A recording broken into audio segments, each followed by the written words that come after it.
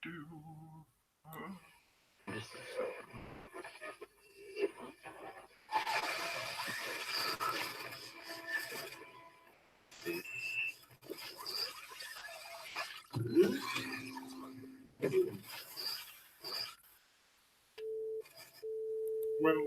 to your awakening.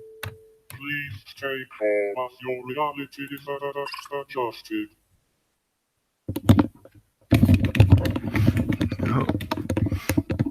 Welcome back, folks. Another edition, broadcast, podcast, show, stop screen share, whatever you want to call it. Yeah, another episode of Excalibre. Welcome back again. I will say hello in the chat room in a sec. Like habit has become. I had been listening to Raconteur News. They started at 7 p.m. I shared the link round. But they were having technical difficulties, possibly because they wanted to talk about the Madeleine McCann case. And it seems that when you were a somewhat non-professional broadcaster, and especially when you're using some of the tools that are available to you in this general sort of internet medium, this format, you don't get, you get the non-commercial tools to work with because it's the stuff that's available to you for free or provided by a particular internet service. But yeah, the quality is often not great, and technical difficulties can arise quite often because you're using the non-commercial stuff.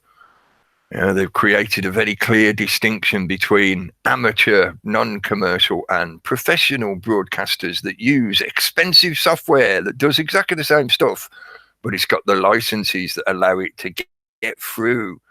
If you're using stuff on this kind of basic internet availability of service, you're subject to non-preferential treatment. I suppose that's another easiest way to say it. Those that are considered professional broadcasters or are doing things that the system is in favor of, they're supporting the narrative, supporting the official line, blah, blah, blah. Their broadcasts, their technical requirements get through. Those wheels get greased regularly to make sure it all works okay and whatever. It's also because it's commercially viable for those that generate money out of doing this kind of stuff. But if you're a amateur, small-time broadcaster, you don't get that kind of preferential treatment. So you can quite often encounter technical difficulties that mess up what you're trying to do. If you're prepared to pay the license fee, you pay the middleman, and you'll get that preferential treatment. And no, I wasn't intending to talk about net neutrality or that kind of stuff tonight. I just thought I'd mention it because I was trying to listen into what the guys were talking about, and they were having difficulties, and my connection seemed to be somewhat slow tonight, so it was buffering a lot for me listening in. I didn't really get to hear much of it, and I think they couldn't get their guests back online to chat with him. So yeah, could it just have been because of the particular case they were planning to talk about, the Madeleine McCann case? It could have been, because I've seen that quite often over the years. If you talk about particularly sensitive events or cases, think Sandy Hook, an American relevance or reference. When you want to talk about subjects like that, your ability to put content out there to broadcast to the public gets interfered with, gets interrupted for some plausibly deniable reason. It was just technical difficulties. You were suffering packet loss because the server wasn't running at optimum. We're terribly sorry about your crappy service, but it's just tough because you're not a commercial professional supporting the official line. Anyway, yeah. Welcome back. Welcome, folks in the chat room. I'll say a quick hello to everyone. Hello. Yeah, hello. some people think that that word is deliberately to make you keep saying the word hell. You know, that it's supposed to be mental manipulation to make you say the word hell. But the word itself is hell low. So in other words, you're saying, we're up here, hell's down there. We're not in hell. Hell is put low. Like the original symbolism of that. Yeah, that most people know in the other way of doing it, but that was used as a symbol to mean to put down the devil, the demons, the bad guys, the naughty people. You put them down, you earth them, you drive their horns into the ground, which negates their bad energy, you know, reconnects them to the earth energy, etc. Anyway, I'm digressing all over the place already. We ain't even started. Get on with it. It does seem to have been somewhat of a not exactly eventful week, seemingly on the surface, but there's been various things popping off all over the place, little firecrackers going off all over the place that are creating, I think, kind of like a blurring effect, almost like a whiteout, like a flashbang effect. There's so many of these little things going off all over the place now that you're starting to become blinded and deafened by it. The push of the chaos into this media environment has become a crescendo of noise. Yeah, I forgot to say that, didn't I? Sounding a signal to cut through the noise. We've got to get the branding in there because, as we all know, programming requires repetition. Repetition is required for mind manipulation. Keep reminding people of that fact, and hopefully they become more aware of it. So before I digress into all kinds of stuff already all over the place, hello to everyone in the chat room. Hello, you're in the actual chat, sir. Hello, the dot formerly known as non-violent extremist. Hello, Tony. Hope you're all right. And hello, Linda Cloud. And hello, Greer Louise. Hello. And Dean Yates. Hello, mate. And James Owen. Thanks for sharing it round, James, and sharing the other shows like you do regularly. Thank you. And Paula B. Hello. And Blazing Stars. Hello. We are all blazing stars. But there's only one blazing star that's in the chat room, yeah. But we are all blazing stars. Okay. Ow. Click my jaw. I don't know if you would have heard that, but maybe. Ow. Steve the Goose. Hello, mate. I forgot I'll send you an invite. If you want to join in, you're welcome to. I think I've got the right account for it. I've got, I think, 3 different accounts for you, so I'll just send it to all of them, and hopefully one of them will be the right one. Yeah, sorry, I was very distracted and too busy rambling before we started. I was talking about all kinds of stuff, so we got distracted, and I didn't even notice what the time was, and I hadn't noticed that I hadn't sent all invites out. I'll catch up eventually. I'm a bit fragmented, trying to multitask. I'm not that great at multitasking, but practice makes better. So I'll do that while I carry on yabbling, and I've sent that out, and then it's there if you want it. Cool. Right. Okay. Yeah. Before I digress all over the place. Yeah, it seems to be somewhat of a no major event week, although I did get the impression over the weekend that something went off somewhere. My spidey senses were going, yeah. You can allude whatever connotations to that you want. I'm beyond giving a shit about that kind of accusation and craziness. Anyway, yeah, my spidey senses were going off. And I was thinking, something's gone on over this weekend. What's going on? But Gary did mention to me before we started, Venus had gone into retrograde, which we'll talk a bit more about later. So maybe it could have been that I was sensing, the change of the current astrological norm of the solar system. Don't know. I just thought something was going on. So I was looking for, like I do, looking at the news, looking at the uploads on YouTube and what people are sharing and what they're talking about, and what bubbles up from that.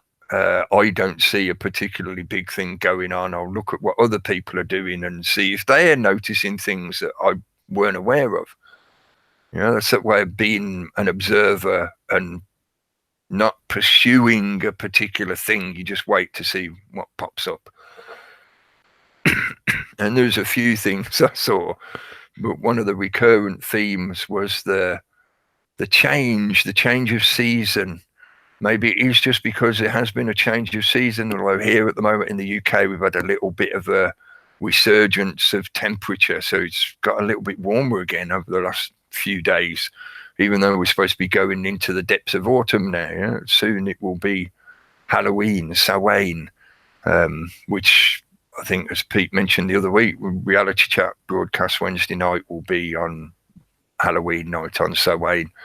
So we'll probably talk about that a bit like we've done in the past. But there seems to have been somewhat of a switch gears going on this week, which may be why there has been almost like this pause or fallout gap, a breath in between major distractions or events going on. As some examples, I will get into talking about why I put the title this week, and it's connected to kind of like the stuff I'm talking about now and the subtitle and whatever. But as an example, the situation with the Kavanaugh case in the USA, where now they've officially signed him in.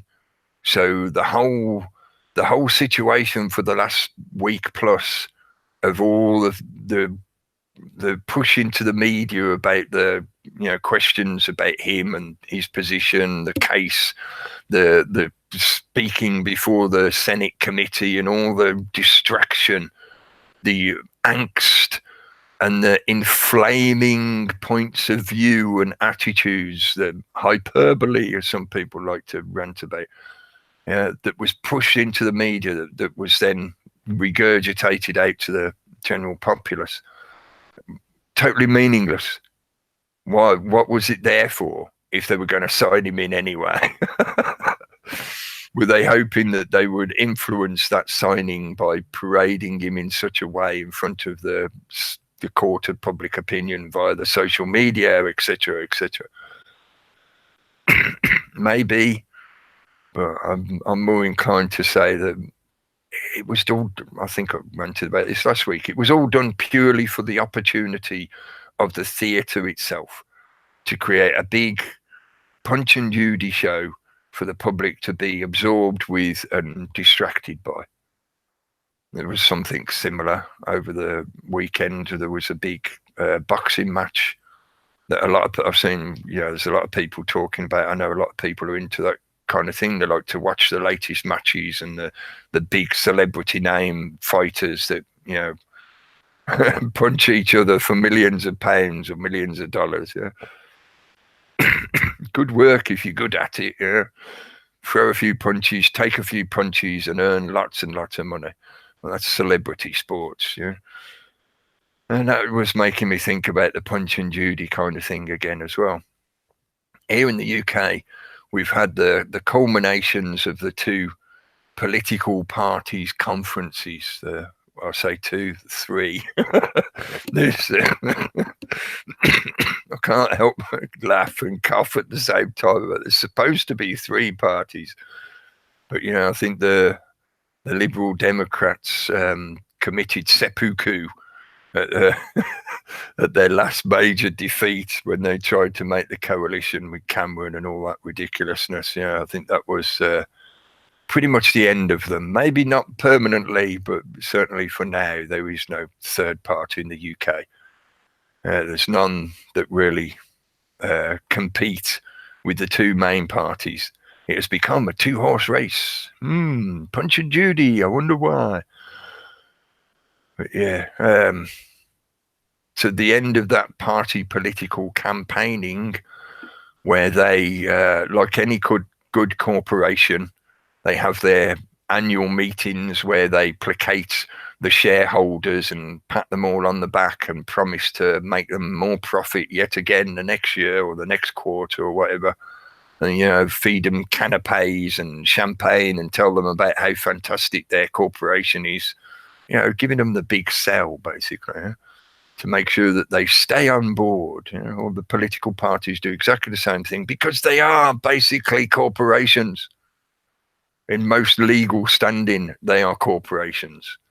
You get into arguments about the difference between law and legal and stuff like that, but when it comes down to everyday life and the way you end up being in interaction with these things, these institutions, whatever, it's just pedantism to argue about whether it's legal or lawful or whatever.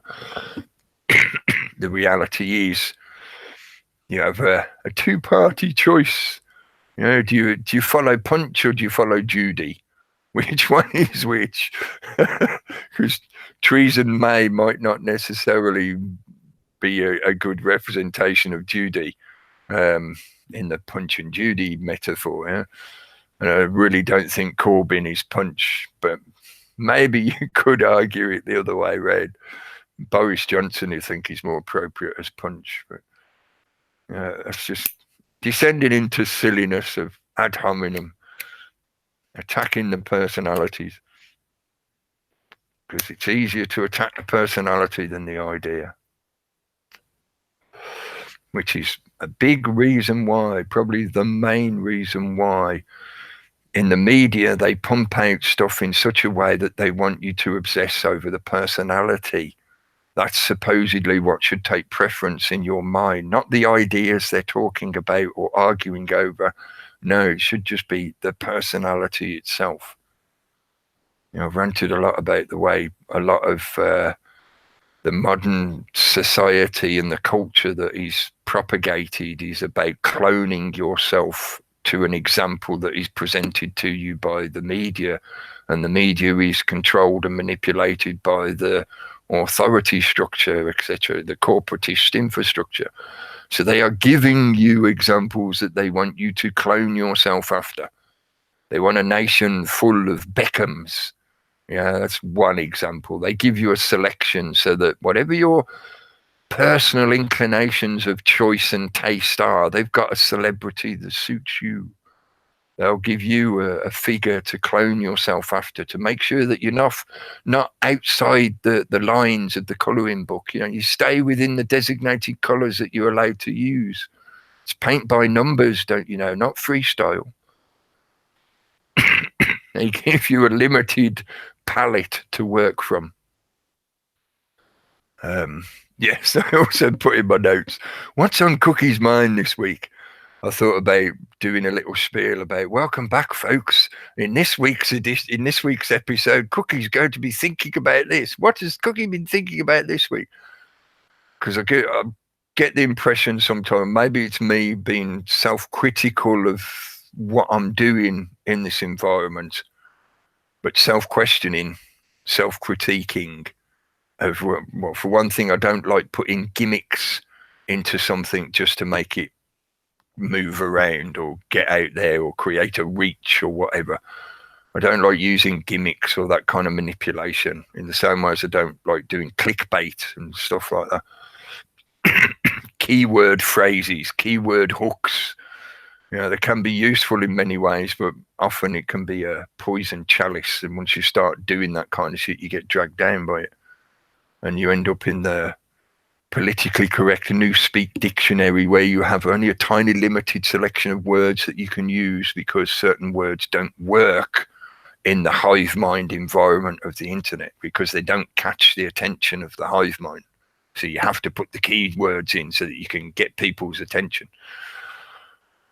Yeah, no, I thought, no, I won't do that. I'll mention the fact that, I'm thinking about it, but I won't actually do it. I'll try to avoid gimmicks and shit like that. But I felt it was worth mentioning, because in this environment,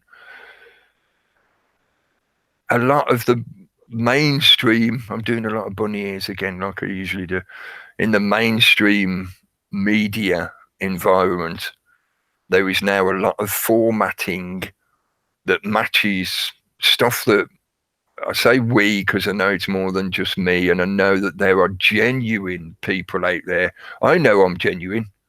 So whatever anybody else out there says about me, whatever, yeah, that's their opinion. Unless they can provide facts to prove something, in which case we'd probably be in a court of law somewhere and all that kind of usual shit. They don't. They're just throwing shit and in the hope that something sticks. Yeah, I know I'm genuine, so I carry on doing my thing from that point of view. Yeah, I know there are other genuine people out there, so I say we, not as a assumption. I know it from experience over the years of seeing people do this stuff. People have been doing this kind of thing for quite a number of years now. Some people since the beginnings of YouTube and before.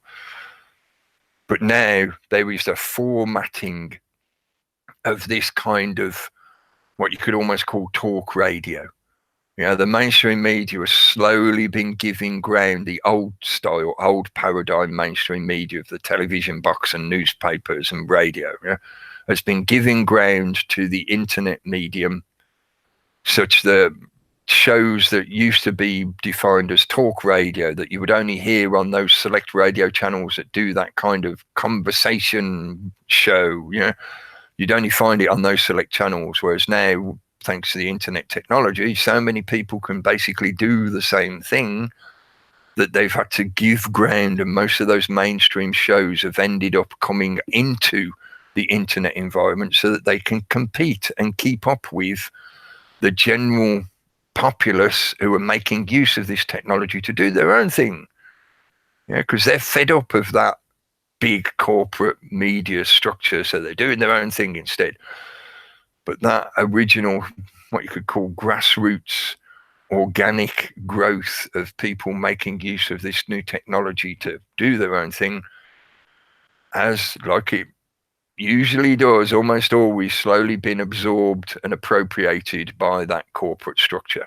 It is like a big cancer, gobbles things up and absorbs them, amalgamates them into itself. So as a somewhat simplistic example, look at the music industry. Some new style of music or new performer or artist, a group, whatever, come on the scene. People love the new stuff, it becomes a kind of underground sensation that as it bubbles up in popularity, it reaches a certain threshold where the corporate boys step in and go, oh, look, that could make lots of money. Let's have that. Let's absorb that new style that's just been created. And then we can make a pre-formatted cookie cutter version of it that can be mass produced and sold to people. That's what this system is really, really good at. That's what made the empire what it is, because it's able to do that, take new ideas and just suck them in and absorb them, turn them into their idea, and then manipulate them, pre-format them, pump them out en masse, so that they create an army of clones. So that now a lot of the mainstream media music just all sounds the same. Why is that? Because it is all the same. Because a lot of it is mass produced. It's factory produced, basically, in one way or another.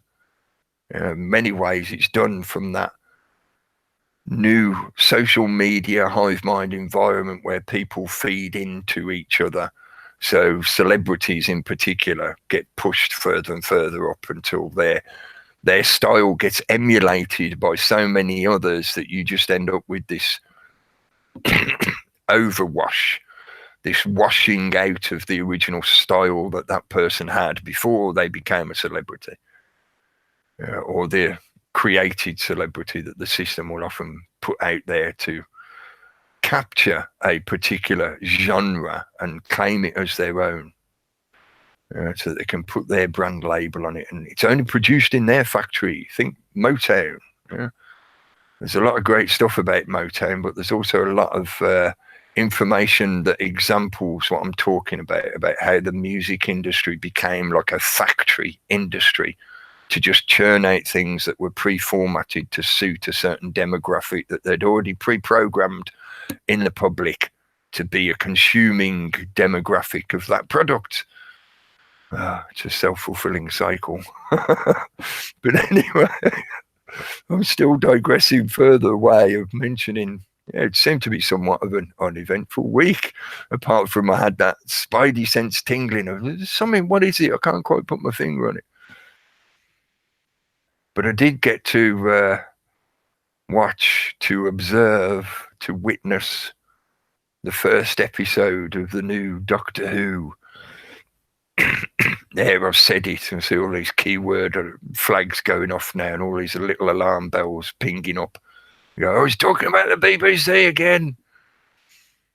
I've talked about the BBC a lot over the years, and I've talked about that one particular programme that is called Doctor Who, that the BBC have been producing for decades.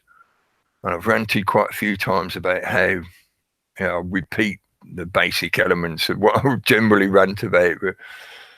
The use of that programme as a vehicle for manipulation that is targeted at a primarily youth demographic. So in other words, it's become one of the culturally accepted norms within the UK and now worldwide, really, because the Doctor Who phenomena is popular worldwide.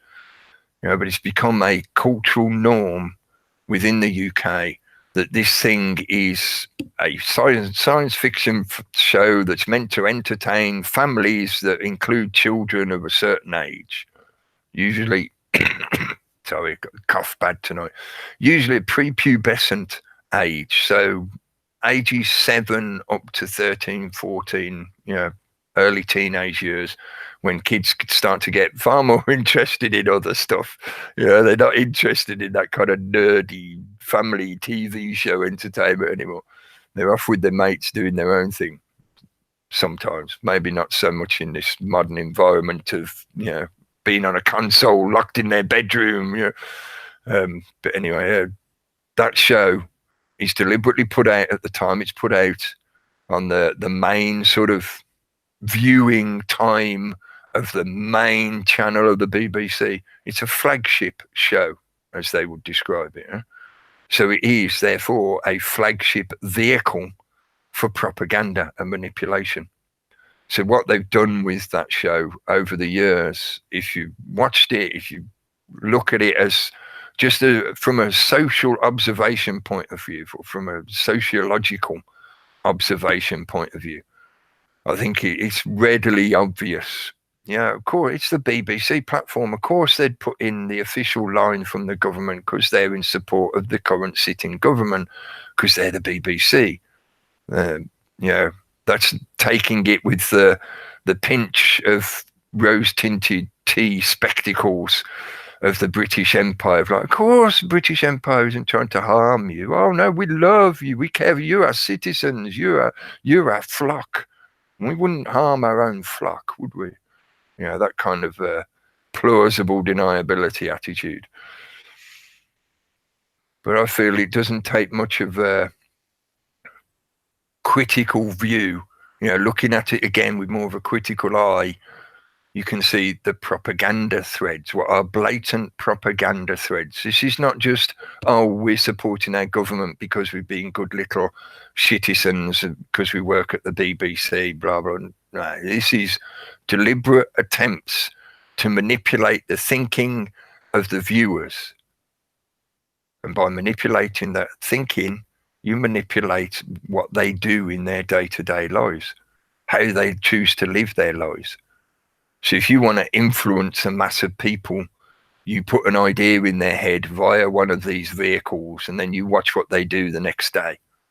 Do they go out and buy a particular product because their favourite show they watched the night before mentioned this product? They go, my favourite characters on the show like drinking blah, so I'm going to go and buy some blah. That's a really simplistic surface layer of marketing that I think most people are now quite well aware of. But try thinking from, or try applying those perceptions from a child's point of view. A lot of times now, children are not watching that kind of show with their family, such that the family coughing terribly. The family is there to intercede if they feel the need to help the child comprehend what is being presented to them via the show. In other words, mum and dad or brothers and sisters or whatever are not often there to say, oh, you know, I know this show is showing you scary stuff, but that scary stuff is being presented to you because they want you to think in a different direction, in a certain direction. I'm really simplifying it here, you know, but it can be viewed many ways. The Doctor Who show, Doctor Who, it's getting all Chinese now. It's Hugh. Doctor Who show is done in quite a simplistic way. A lot of the propaganda threads in it are fairly obvious. It doesn't take a lot of defining to point them out to people. It's pretty off the cuff or on the cuff kind of thing most of the time. But yeah, I stopped ranting about BBC and Doctor Who, but the main point was about the fact, which I'm sure certainly in the UK most people are probably aware of, you know, probably fed up of hearing about it. The new Doctor Who is now a woman. Because in the way it goes in the show, you know, he does a number of series and then his character dies and he gets reborn, you know, as if by magic, because he's a special alien race. It's magic. You know, he gets reborn and comes back in a slightly different body. In other words, then they've got a new actor in to do the next lot of series. really good method for them to produce series. Yeah, it was a really good format idea for them to pump stuff out. An even better format idea for them to mess with people's minds. I won't even dig into the kind of occultic stuff to do with Doctor Who and whatever. It gets, yeah, quite in depth. He's in a cube flying through space. Don't get too concerned about that. But yeah, the new one is now a woman. And in this first episode, they went to great lengths, yeah. They went to lengths to make sure that the viewing audience would accept that the old Doctor was dead and buried.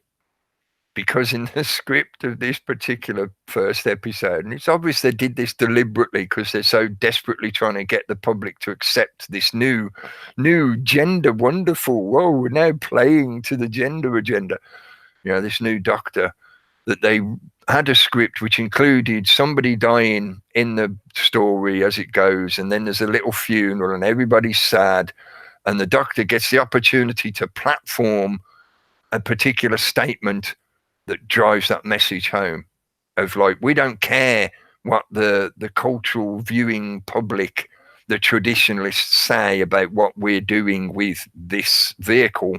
The old paradigm, the old Doctor, the old style of doing these shows is dead and it's buried. Now everybody be happy. Yeah, we've got a new funky Doctor. If you've seen the particular episode, you probably get what I mean. You know, in the last part of that episode, it's all about that, making sure that the viewing public accept that no, the old shit is dead and buried. Look, we'll even have a little play funeral where we talk about how people die, but everybody else still moves on, blah, blah, blah. It's a new paradigm now, don't you know? It's a new age. Now everybody's turning female. And that's part of what inspired me with that title, The Judy Punch. Because I'd been, like I say, thinking about how there didn't seem to be much going on this week other than the conclusions to some of the left-right Punch and Judy show shit that's been going on, like the Labour and Conservative Party conferences here in the UK, and the bickering between the different party members that they talk about in the media all the time, yeah? And the Kavanaugh case in the USA, and there's been other stuff going on where it's been very much that kind of left-right, Judy, Punch and Judy. And when I was watching this new female Doctor, I was thinking, like, is this like the Judy Punch? Is this the what you could call or give as a name to this supposedly fighting the patriarchy movement, the Me Too, the hashtag movements, all this gender agenda stuff that's going on at the moment? We see in this kind of, Judy has had enough. are being constantly browbeaten by Punch. So now she's going to strike back with a Judy punch. You know? Maybe Bruce could come up with a Judy punch, specially formulated move that suits the female body perfectly. But hang on a minute, I thought there weren't supposed to be any differences between the sexes. How can you have one movement or attack style or attitude, ideology that suits one side of the sexes if there are no differences between the sexes? If there are no differences between the genders, feminism makes no sense. It shouldn't exist, full stop.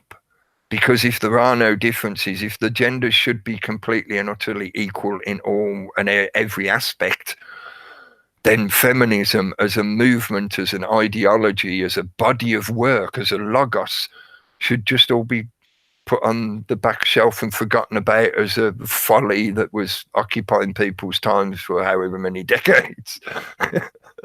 If we're now at this point where we're supposed to accept that, oh no, there are no differences between the genders. There's nothing that, there's no factual, scientifically provable, evidentially demonstrable, socially demonstrable differences between the genders and what they're good at, what they're bad at, what they prefer doing, what they dislike doing, the roles that they work best in within our societal living, communal living. No, you're not allowed to say that there's any differences. They're all supposed to be flatline equal. If they're flatline equal, then any ideas of things such as feminism make no sense, because there's no difference between the two, so you don't have to argue that one side should be better than the other in either direction.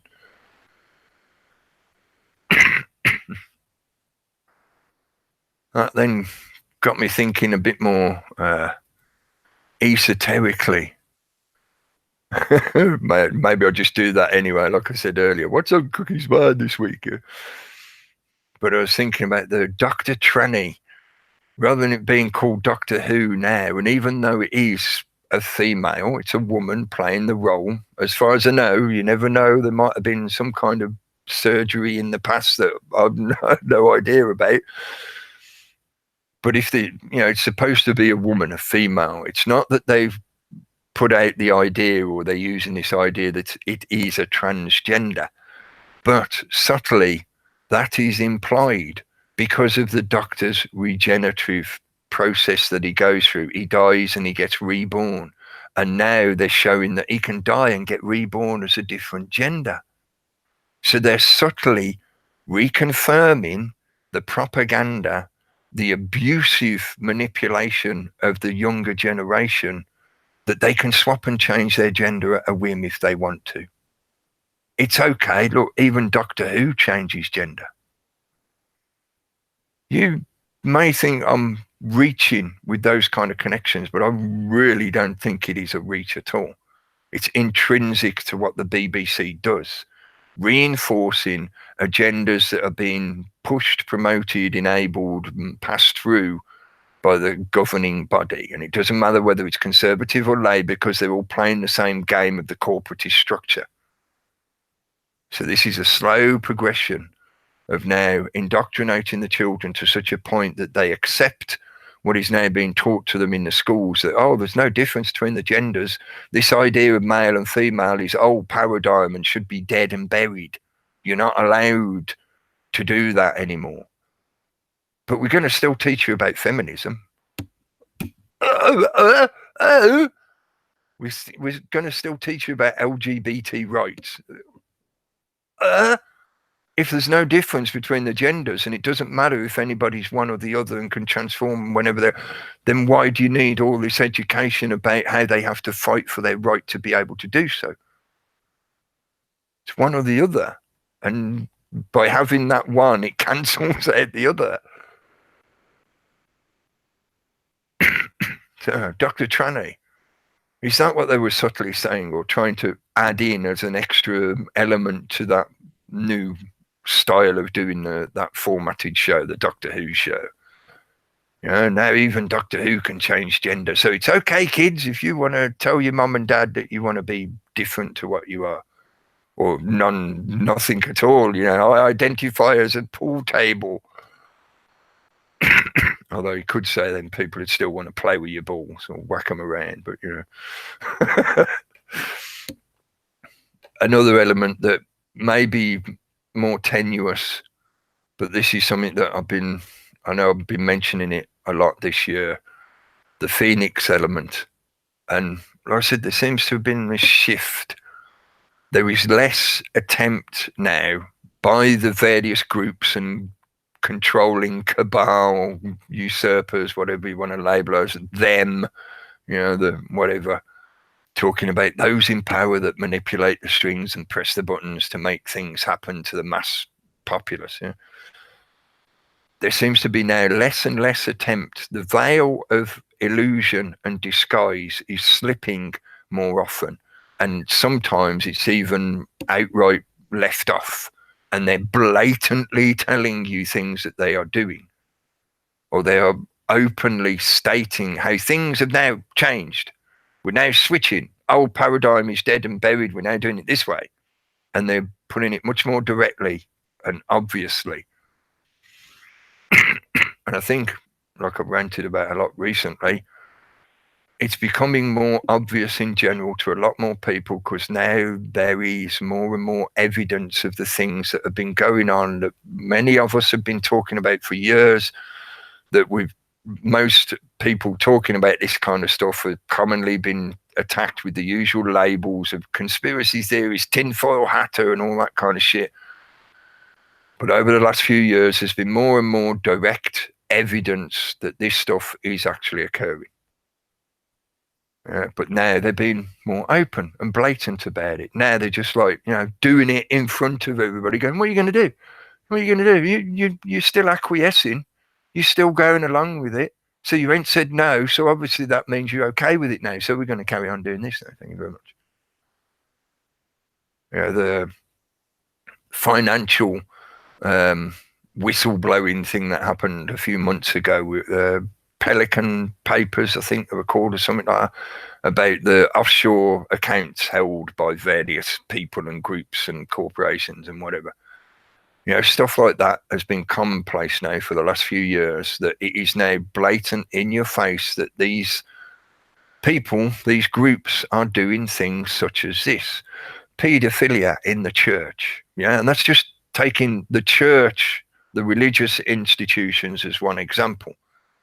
You know, I've talked many times about how the institutionalized paedophilia has been going on for probably forever in one way or another. But, you know, in recent times, in that controlled by, manipulated by, made use of by the government agencies and the people who participate in that governing infrastructure of the people.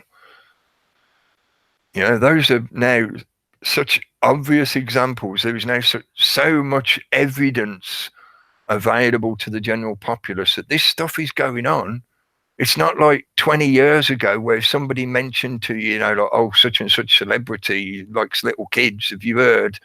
And you'd be like, "Oh, you just, where you heard that? That's just rumor. You're just a crazy conspiracy theorist." Now it's like, "Oh, here's the evidence. Here's the court case. Yeah, now he's in court. Oh, look, now he's in prison. So now do you believe it's actually happening and has been happening?"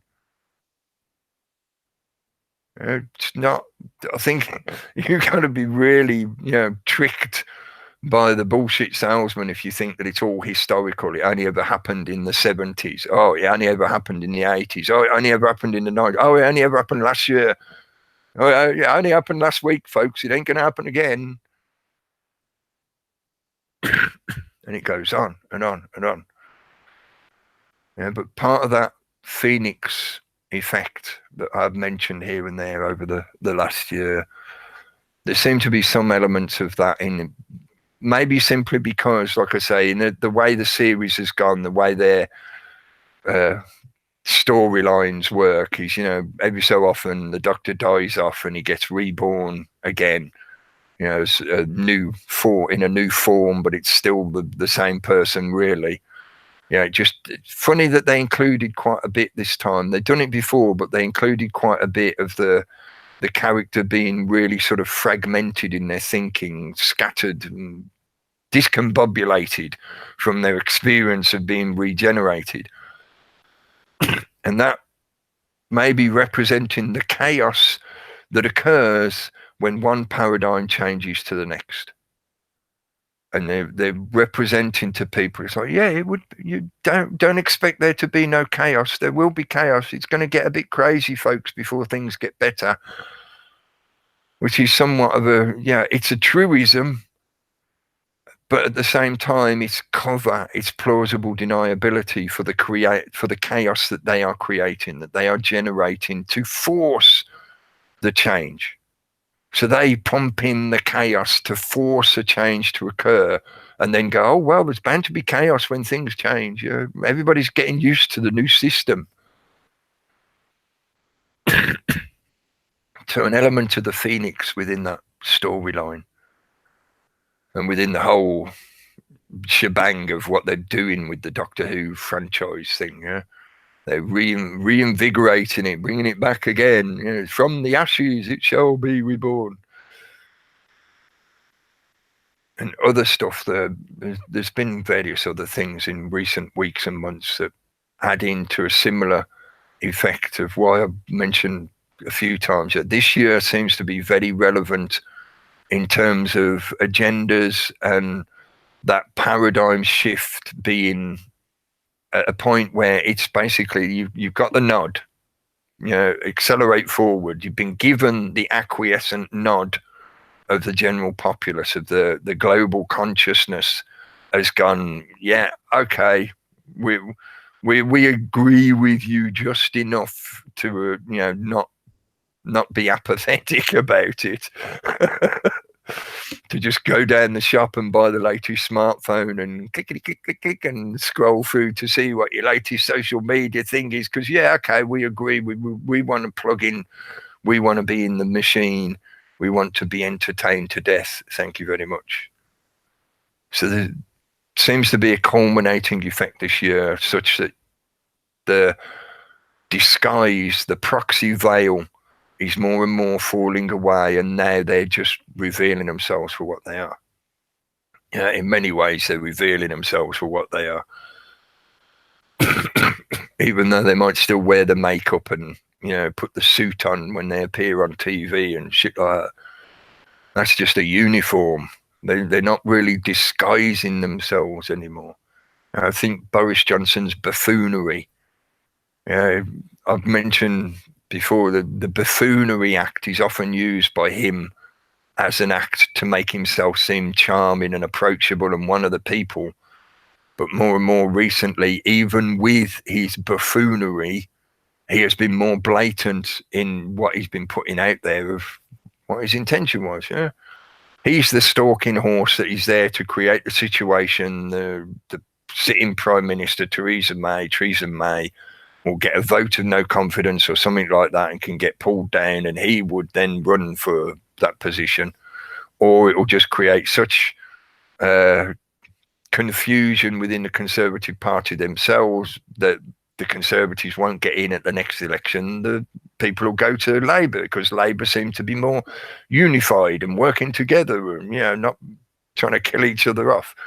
Yeah, and that's all generalising the media output about this stuff. I know there's a lot of detail that could be pulled apart in that, but that seems to be the general message that they're pushing out to the populace.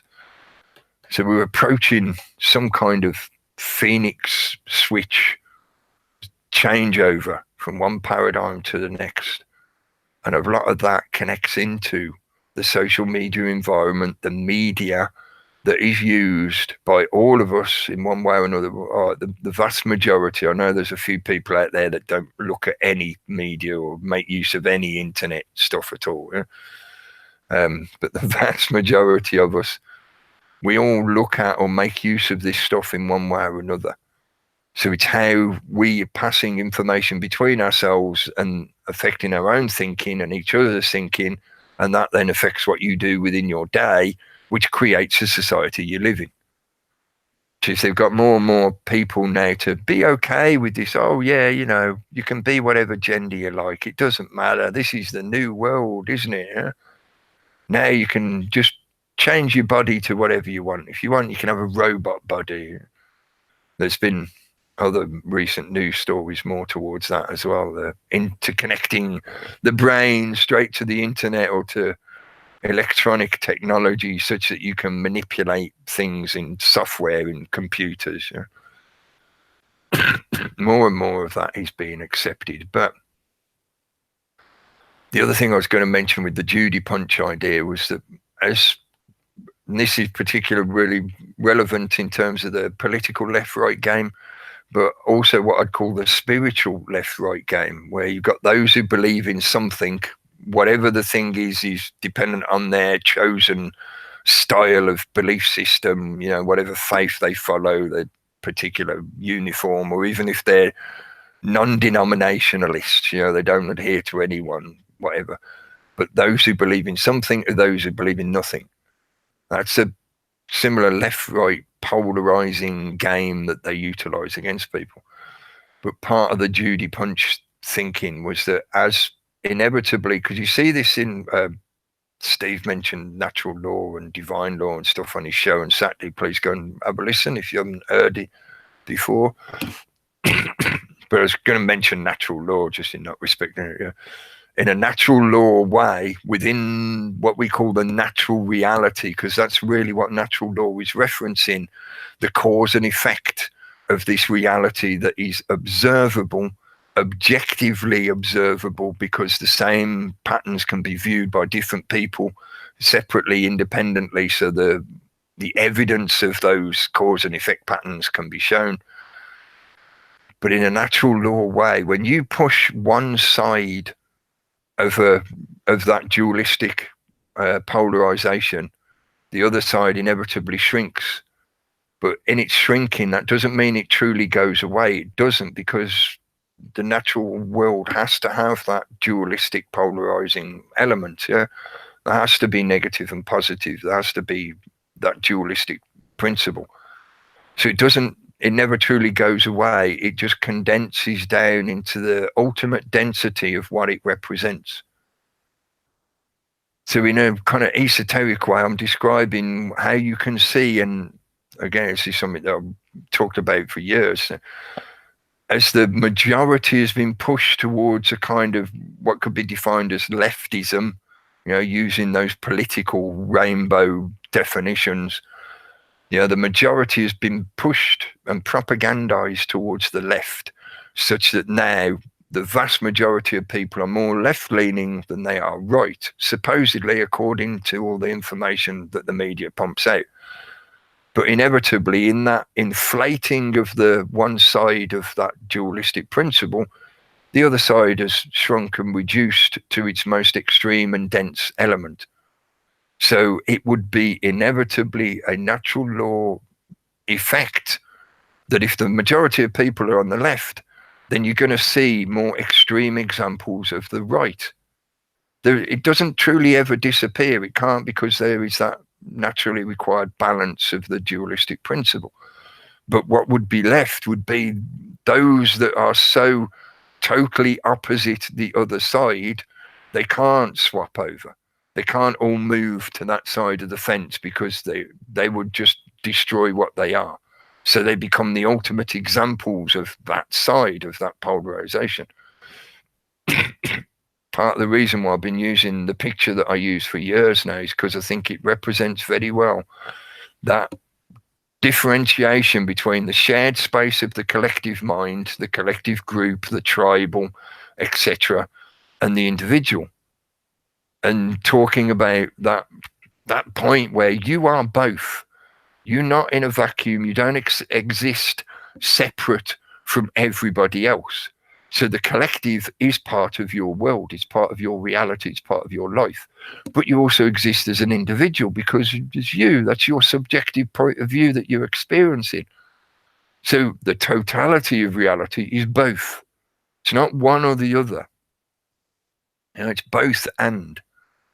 And in this, what I'm talking about, you know, referencing the new female Doctor Who and the Phoenix effect and all that kind of stuff. When they push one side of the dualistic principle to an extreme, they inflate it bigger and bigger and bigger. The other side inevitably gets harder, stronger, just smaller. It doesn't mean it disappears or it gets weaker. It just becomes more defined in what it represents. So we see a rise in what is defined as the far right, again, using that political definition, rainbow spectrum. Yeah.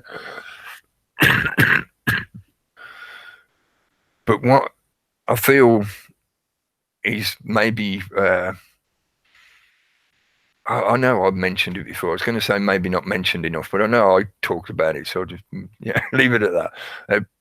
In that separating of the two polar extremes, most people end up in the middle ground, because for the majority of people, they don't want to go to the extreme. And I'm thinking extreme. It's not that they're a little bit leftist, they're a little bit liberal, whatever, or they're a little bit conservative, they're a little bit right-wing, traditional. No, extremes. There are extremes out there of both sides of that. You sticking with the political example because it makes it easier to describe in general. Eh?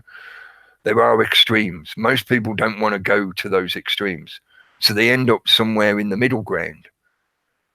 But the technique of using that Hegelian dialectic, that dualistic hammer and anvil to manipulate people, is they inevitably have to make the extremes more and more extreme so that the middle ground captures more and more people. And the further they pull those points apart, the tighter the middle grouping gets. If you think of the six-pointed star, the symbolism of the six-pointed star, which is actually the two triangles overlaid on each other to represent that dualistic principle, as above, so below, etc., etc., the two forces coming together. If you take the points that represent the tops or the apexes of those triangles that represent that driving force of the two dualistic principles, and you keep pulling them apart, eventually the triangle, the baseline of each triangle meets in the middle.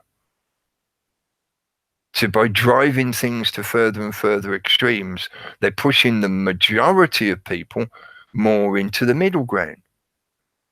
Now, you might, talking about it in just that kind of way, just about the principle of it, it may seem like, well, isn't that a good thing? Because if the two extremes are extremes, being that extreme would be unbalanced and unhealthy for people. So then surely it's good that people are getting that balance point in the middle. They're achieving balance. Yes. In just that principle, if you stick with just describing that principle alone and not actually apply it, make use of it like a tool that is applied to something like the political theatre, the game of, you get to vote every 4 years and that decides who your representative is, and they then work for you in government and they do what you want. All that illusion of the political theatre. They present to us, or to the general populace, these two extremes, and they keep pushing them so that more and more people get herded into the middle, because people don't want to be in that extreme, so they start going the other way.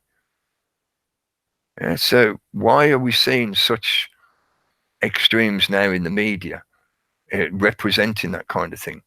What I'm trying to describe is there is an element of natural, organic, and I would say inevitable truth about how that principle affects us all, everyday life, in your experience of life, etc. But when it's used for political ends or religious ends, it's not just in the political theatre that this tool gets used, but they present to the general populace extremes. They keep pushing those extremes more and more and more. That forces more and more people into the middle ground. But if you're the one who gets to define what the extremes are, then that means you are predefining what the middle would be as well. You're the one that's drawing the triangles. Yeah. So you say, okay, we want one side of the extreme would be the right wing. The other side of the extreme would be the left wing. So if we keep pushing those two wings of the bird apart, more and more people will gravitate towards the center. And what is the center ground? That center ground is where we want them to be. To see, if we say the extreme left side is that there will be no property anymore ever for anyone, and everything will be held in a resource management system that is programmed by a benevolent AI that loves you so much it wants to make everything socially fair for everyone. Therefore, it uses principles of the collective to create an average for everyone that gets handed out to everyone. Yeah. And on the right side, you'd have the extremes of individualism and the more traditional values of, you know, fuck everyone else, only care about you and your own bloodline. You know, capitalism. If I can exploit somebody else to benefit me and my own bloodline, so be it. That's what I do, because all that matters is survival for me and mine. You know, they are extremes. Most people won't be interested in those extremes, so they gravitate towards the center. And that's somewhere where I think maybe, hopefully, you start to see the kind of thing that they're generally trying to create here through the media propaganda that they've been pushing now for years. There will be a collective system similar to what they've got in China at the moment. That's why, again, I've banged on about that for years. China is the model. You know, it's where they're setting up the example that they will spread out across the world, and it'll tweak here and there to make differences that suit the particular area and culture and stuff like that. But it'll basically be the same model.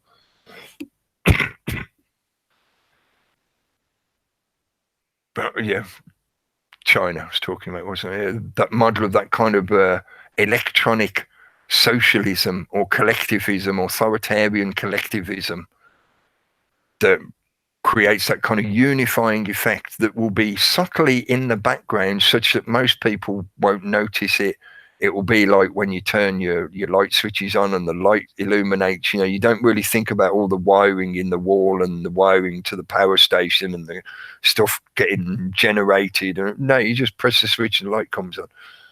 You know, that kind of illusion of non-interference that can now be created via the technology that is available, and they have acquiesced most of the general public to accept as being part of everyday life.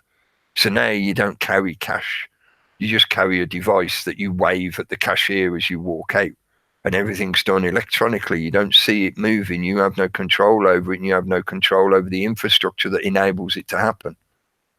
You know, the actual software that creates that transaction for you.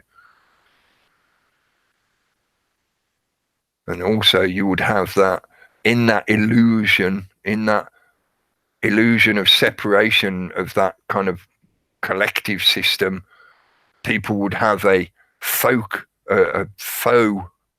F-A-U-X, faux individualism represented by their ability, encouraged by the very state system, that they can swap and change their selves. They can recreate themselves at a whim, moment by moment, day by day. They can be something different, somebody different.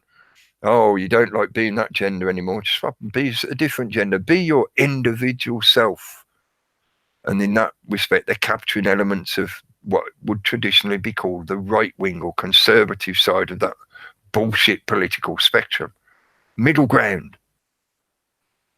A technocratic corporatist system that gives people the general illusion that they're making individual choices and have a smorgasbord, a plethora of choices available to them within a controlled palette that is provided to them by the system.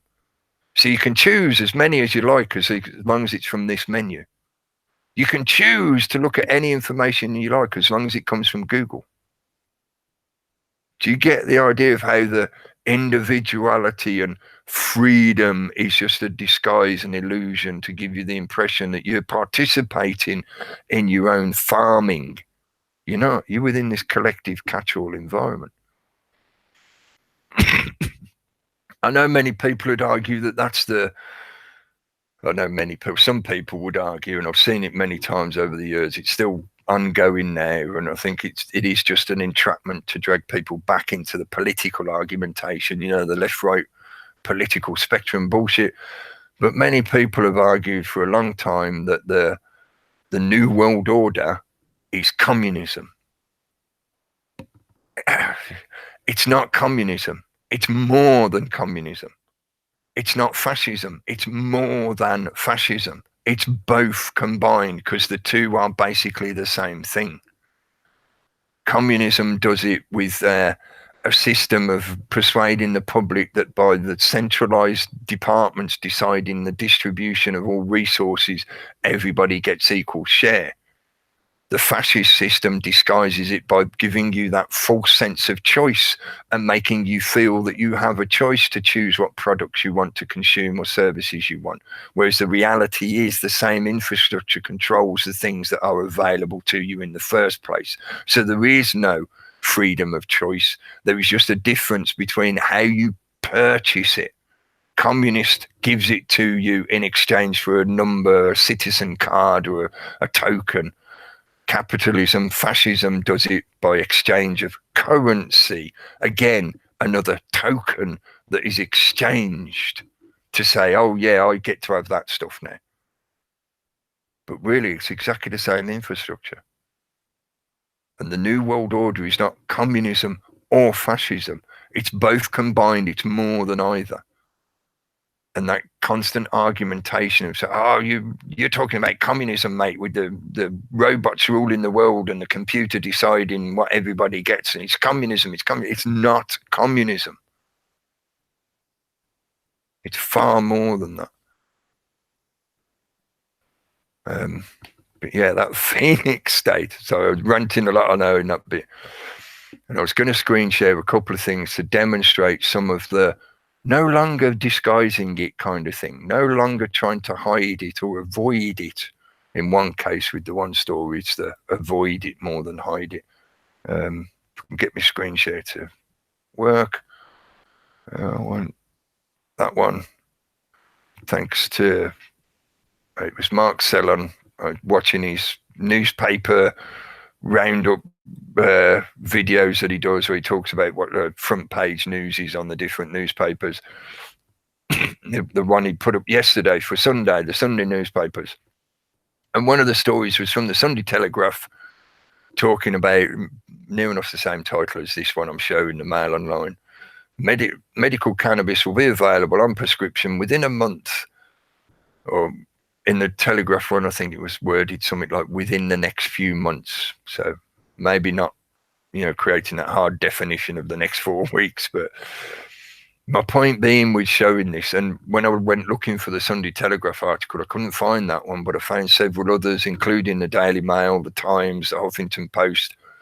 So the fact that it's proliferating across the mainstream media rapidly, to me, indicates that this is official.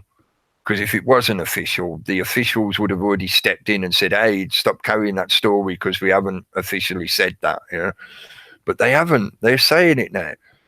And the reason I'm showing this is an example of what I've been talking about, of them revealing or doing things more in the open. They've been trying to persuade the UK public that cannabis has no medical use whatsoever for decades now, even though they have been growing it. I say they, people connected into people who are in government, politicians, blah, blah, blah. Look up a company called British Sugar. They have been growing it and selling it to other countries around the world for medicinal use for quite a long time. I think 2 decades at least.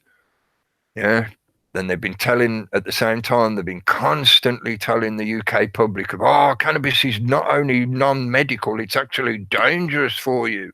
You should run away. It will make you mad. It gives you schizophrenia. It's blah, blah, blah, blah, blah. They've been telling the UK public it's bad for a long time. But now, no, okay, yeah, it does have medicinal use. Okay, yeah, you can have it now. Within the next month, within the next few months, you can have it.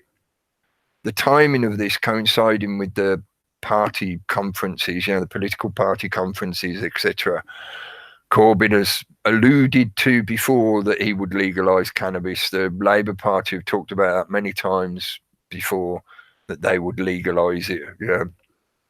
And I'm not suggesting, I certainly don't want legalisation. I think that would make the situation even worse. But I certainly don't think it should have anything to do with the legal system. It should be freely available to anyone and everyone that wants to make use of it. And when it comes to the medicinal uses, even more so. We can have a debate about making sure that the content is of good quality and it's produced in a safe and hygienic fashion and all that kind of stuff. Yeah, we can have those kind of discussions, but it should still be freely available to anyone and everyone that wants to make use of it. Should not be anything to do with legislation. I was scrolling down the article because one of the main things I wanted to mention about this, I don't know whether this is just on the Daily Mail article, but it stood out to me because part of what they've been doing with this switchover, the propaganda switchover that's going on, they've been putting out a lot of scare stories, a lot of nightmare stories about people buying cannabis oil on the black market and it being some kind of, just crappy stuff in a bottle that does them damage in some way. Somebody sold them snake oil, basically, which is unfortunately an element of the trade being illegal. Because it's considered illegal, that means there's a black market for it, which means any old dickhead who wants to exploit others and make money can put some shit in a bottle and sell it to somebody who's suffering from a severe illness and tell them, oh yeah, it's cannabis oil, mate, give me 100 quid. So people do that kind of shit because some people are that kind of shit. But what the general propaganda has been about is those kind of scare stories to drive people away from doing it for themselves and learning about how this thing should be freely available to anyone. You can grow it in your garden. You can grow it on your windowsill. You can make use of it for yourself. No. What they want you to do is accept that it's okay as long as it's prescribed to you from the NHS, from a doctor, from a medical expert. You get it from your pharmacy and it's not just cannabis, it's some kind of pill or concoction that some pharmaceutical company has made. There's a real distinction there because those middlemen will mess with it in one way or another. And maybe it starts out all good and wonderful and they make sure it's got good quality, high content, and it does what it says on the tin, blah, blah, blah. But eventually the profit margin element will kick in and they will reduce it, they'll water it down, they'll turn it into sludge that does nothing. And they'll still keep pumping it out to people. If anything, they'll probably turn it into similar to what they've done with the opioid situation. Anyway, yeah, it's one little bit at the bottom of the article about this actress. I think she's been on the BBC, actually. I don't know, whatever. TV actress from the UK. Who's been using cannabis oil for since 2016, so for at least a couple of years. And the main point is in August 2017, she revealed that the treatment to the NHS, chemo crap treatment that she'd been getting had stopped working, but she was instead relying on alternative treatments such as plant-based healing oils, in other words, THC, cannabis oil. As well as infrared sauna, which is another possibility which you can look into. People can find out about that kind of light healing with light. But she admitted she used oil high in THC every day since leaving the hospital 2 years ago. And I know of other cases, I've seen the evidence of other cases, I've watched multiple people's anecdotal stories over the years. I've read multiple evidence, of people making use of cannabis to help themselves, beneficial for their health in one way or another, or to cure themselves of some illness, such as cancer. But the government wants us just to accept it as long as it comes from their pre-described authority figures. You see what I mean about that illusion of choice and freedom? you'd see, you know, on the surface, somebody could rant for hours about how that's, oh, it's good capitalism, mate. Yeah, we're on the right side of the political spectrum, and capitalism is good. Everybody's making money out of this. Yeah, you've got freedom of choice. It's not freedom of choice. You know, it may very well be that the legislation in the UK changes in such a way that people will be able to grow their own. Maybe. At the moment, it is still supposedly illegal. I say supposedly because it seems the reality of the way the judicial systems are dealing with this now is they tend to basically ignore anyone that's doing small time for themselves. You know, you grow a couple of plants for yourself, for your own consumption, for your own health benefit, to make oil out of. They tend to either just ignore you, or at the worst, you get a slap on the wrist. Yeah. It's only really when it's major big business that they still tend to pursue it as being, oh, it's illegal to grow cannabis. So maybe the legislation will change here in the UK. But really, you know, legislation is what legislation is. How else could I say that? Yeah. If people want to make use of it, they will. There's nothing immoral about this. In many situations, you are causing absolutely zero harm to anyone else in any way whatsoever. If you're growing your own, making your own, consuming it yourself, how are you doing any harm to anyone anywhere? Yeah, so it shouldn't have anything to do with legislation. They should knock off and give us the cannabis back. That was, I know it's taken me however long. Sorry, guys, I've been ranting for hours.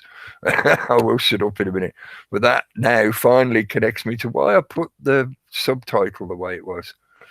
That, and I will also screen share just out of interest because it might affect some of the stuff we're doing via this medium, this internet, YouTube, Google, whatever.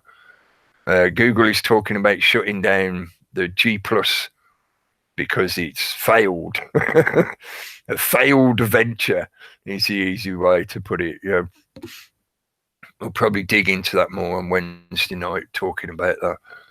I just wanted to show it because if they do shut down G Plus, there might be some knock-on effects for what I make use of the Google software for. But hopefully it won't affect the Hangouts, which means still be able to do this.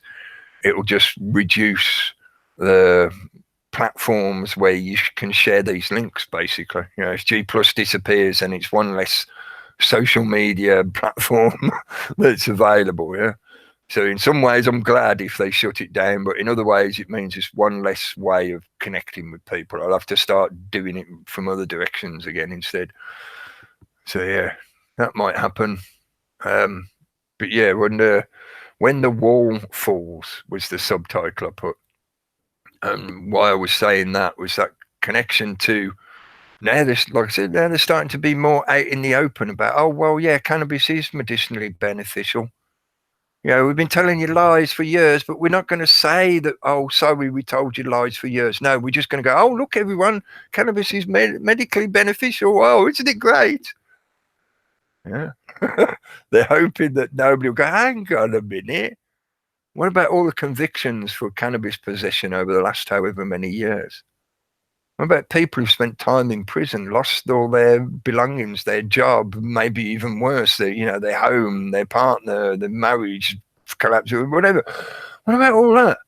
Because you told us lies that it wasn't medically beneficial, that it wasn't okay to make use of this stuff, even though I don't need your permission. You know, you're enforcing that authority over me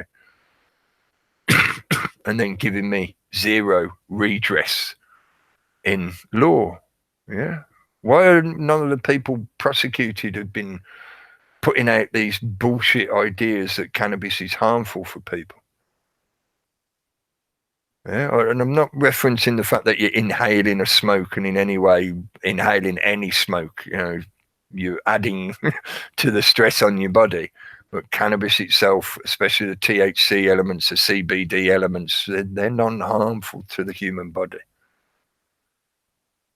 the cellulose material, maybe, when it's been carbonized. But yeah, and the G plus thing, maybe they're starting to realize that the social media manipulation has now densified into those few platforms that are rapidly, over the course of this year, maybe a little bit last year, they are now rapidly being shuffled into a corporatist position. So things like Amazon is now working with the American government in particular, but you'll probably find they'll get in with other governments as well. Corporatist, the corporation, in working in lockstep with the supposed governing bodies. Amazon is one example, but some of the other bigger players are basically being positioned to do something similar in one way or another.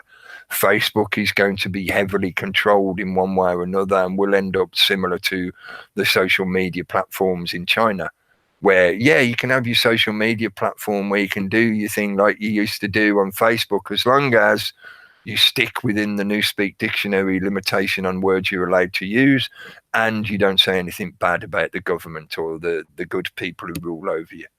Then you'll be allowed to chat about what you had last night for your dinner and shit like that, yeah? The illusion of freedom. I'm not sure. I think Facebook's going from strength to strength. I saw this earlier on. Have you noticed this? This is on the latest news from Daily Mail. Where are we? Here we are. Facebook Watch. Facebook Watch. The So boss is back. it looks like it looks like Facebook is I mean they're about 1 in 10 latest news stories a Facebook Watch, little cute videos and this and that. So in the face of the European Union saying, oh, you're going to have to, watch your websites and pay for newspapers, they've gone behind their back, Facebook, and said, look, we'll do a deal with Daily Mail. And, the Daily Mail aren't stupid. They know every time they get a link, it's good publicity. I mean, it's only the European Union that want to try and come in as a money man and I suppose tax links. But they're getting around it by signing their own private deals. But that will shut people out, yeah? And it will dumb down Daily Mail even more. Well, yeah, I agree with you, mate. They are seemingly sort of pointing them out a lot more, but I do think that's because they're getting, or they're using it as the pressure point to then justify how it gets its shape changed to suit the corporatist model that they want it to fit into. Yeah, it's sort of like taking that square peg and they're getting the public to agree to how the corners get shaved off so that it can go into a round hole. In that way, I mean, oh fucking hell, brain farted now. Facebook, what was I on about? You thought Facebook had been kicked out of the disco, but they've actually been given a ticket to the VIP. Yeah, that's what, I don't think they're being kicked out of the disco, mate. No, not at all. They're just being told that those shoes don't go with those pants. They need to change slightly, but as long as they change, the government will happily fit them in there, yeah? Like they've done with Amazon, they want Facebook to provide certain services for them and to provide certain services for the public, but it's got to be, fit in their model. And they're talking to the big boys in the VIP lounge, and a couple of days later, it doesn't look like they're coming down. It looks like they're going to stay up there. Huh. Now I've remembered, yeah, the element of this, of why I was part of why I was putting that subtitle, When the Wall Falls. Now that they are starting to admit a lot of this stuff in one way or another, maybe not directly admitting it, but they're admitting it, out the side of their mouth kind of thing by these kind of situations like with Facebook. Now that they're doing that, now that it's becoming more and more obvious to more and more people that this stuff is going on, that's that denial wall falling. Yeah, as well, because of the cannabis story. It's like, for so long, telling people about this, it's got medical benefits, and you get this denial barrier, yeah? And then eventually when you start to break through to people and you see that wall start to fall, and you get that, like I mentioned earlier, that the moment of chaos, almost the moment of panic, sometimes for some people it is panic, because they don't know what's going on anymore. All everything's falling apart. What they used to believe has been proven wrong. Their paradigm is falling apart. So that when the wall falls, what do you do from there? And I'm not asking that in any way that I'm going to give you some kind of prescription of what you do. I'm asking the question because if you haven't thought about that, then you're going to experience that kind of loss of control, panic and fear of, oh shit, what I used to believe is falling apart. Now what do I do? They bring in those nice girls from Emmerdale Farm and Oprah Winfrey, and that's how they break the news gently. What this cannabis story reminded me of was how in the past, when the budgets were really, really stringent, at the end they'd round it off by saying, but we're taking 2p off a pint of beer. It was a sop to the public, yeah. And I mean, I haven't been able to follow the whole fracking incident, but it's not looking good. It's not improving. Councils are being overrun, and I forgot to mention they were calling them the fracking four, I think, but I thought there was only 3 of them that actually got jailed, but I might be wrong on that. I did listen to some of Ian Crane's broadcasts recently. He was talking about the 3 guys that got severe jail sentences for the crime that they're supposedly accused of. They were like, severe sentences for what they were doing. And that has hit the mainstream as well, because that's become another sort of rallying point. Labour have talked about how they would ban fracking. Corbyn's mentioned it himself. So I thought it was worth mentioning the fact that they got those ridiculous jail sentences, but at the same time, you can use it to demonstrate how the system will happily appropriate a situation for its own political benefit. It may be being plastered all over the mainstream at the moment as well. I'd say it's a demonstration of how they're being more blatant of the corporatist attitude. Yeah, they jailed those guys just to make a point to anyone else that's thinking of protesting against fracking. It's the whole point of what they've done. Yeah, chilling effect.